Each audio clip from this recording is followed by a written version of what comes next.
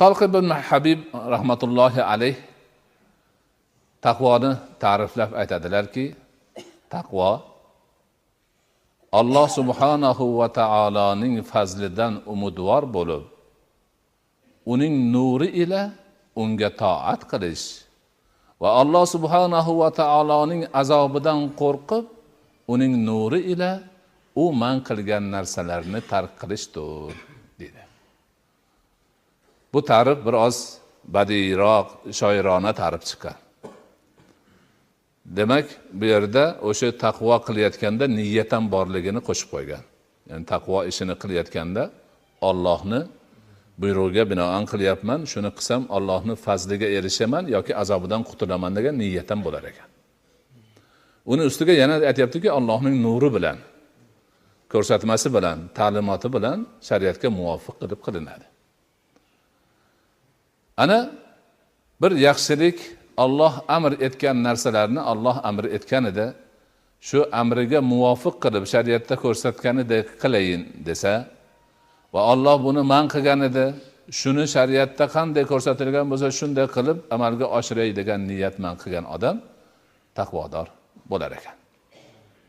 Ana demak, taqvodor ma'lum bir kiyimni kiyish emas, ma'lum bir qiyofada yurish emas, yoki qayerdadir bir chakka ovloq joyda, qorong'i joyda o'tirish emas, yoki qandaydir bir demak zikrlarni qilishni bilan chegaralanib qolmas ekan, insonni hayotini butun hamma atrofini qamrab olingan ekan.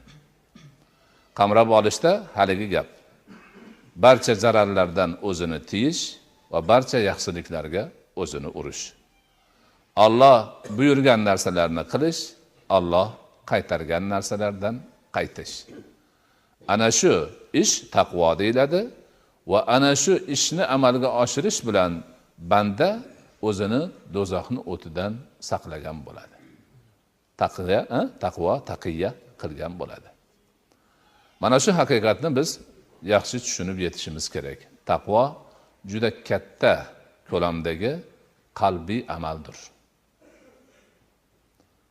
Boshqa sifatlardan ko'ra Qur'oni Karimda taqvoni zikri ko'p kelgan. 175 ta oyatda taqvo zikr qilingan Qur'oni Karimda. Bu juda katta adad. Taqvo sifati 175 oyatda bor. Taqvo tavhid ma'nosida ham kelgan, ixlos ma'nosida ham kelgan, ibodat ma'nosida ham kelgan, saqlanish ma'nosida ham kelgan, xavf ma'nosida ham kelgan, hamma ma'nolarda taqvo bor.